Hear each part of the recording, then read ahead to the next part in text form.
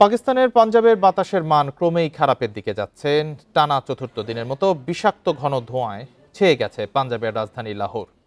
ঘন ধোঁয়াশায় কমে গেছে দৃশ্যমানতা। এতে হুমকির মুখে পড়েছে লক্ষাধিক বাসিন্দার স্বাস্থ্য।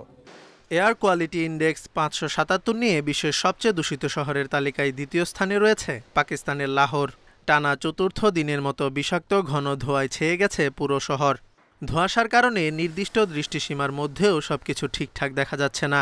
বাধ্য হয়ে হেডলাইট জ্বালিয়ে গাড়ি চালাচ্ছেন চালকরা। মাত্রাতিরিক্ত বায়ুদূষণ হুমকি তৈরি করেছে খেটে খাওয়া সাধারণ নাগরিকদের জন্য।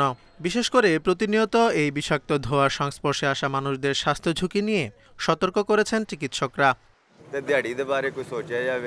আমরা কোনো রকমে সংসার চালাচ্ছি। ধোঁয়ার কারণে অসুস্থ হলে সব উপার্জন চিকিৎসার পেছনেই চলে যায়। আসন্ন শীতকালের জন্য আমরা বড় ধরনের ক্ষতির মুখে পড়তে চলেছি।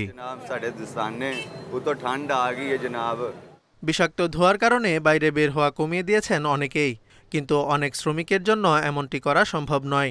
স্বাস্থ্য ঝুঁকি নিয়েই কাজ করতে হচ্ছে খেটে খাওয়া মানুষদের। দুর্ভোগে পড়েছেন ফুটপাতে ব্যবসা করা মানুষরা। স্বাস্থ্য ঝুঁকির পাশাপাশি আর্থিক ক্ষতির মুখেও পড়ছেন তারা। আমি সকাল 7টায় পাইকারি দরে ফল কিনতে বের হই। বিষাক্ত ধোঁয়ার কারণে আমার গলা ব্যথা করে এবং চোখ জ্বালাপোড়া করে। কয়েকবার অসুস্থ হয়ে আমি বাড়িতে ছিলাম, কিন্তু সংসার চালানোর জন্য অসুস্থ হয়েও কাজ করতে হয়। প্রতি বছর শীত মৌসুমে পাকিস্তানের পাঞ্জাব প্রদেশের কিছু অঞ্চল ঘন ধোঁয়ায় ঢেকে যায়। কুয়াশা, যানবাহনের ধোঁয়া এবং নির্মাণ কাজের ধুলো এর অন্যতম কারণ। এই ঝুঁকি মোকাবিলায় প্রাদেশিক সরকার অ্যান্টি স্মোক গান সহ বেশ কিছু পদক্ষেপ নিলেও এখনও এর স্থায়ী সমাধান মিলছে না। Zobayer Hossain, Independent news.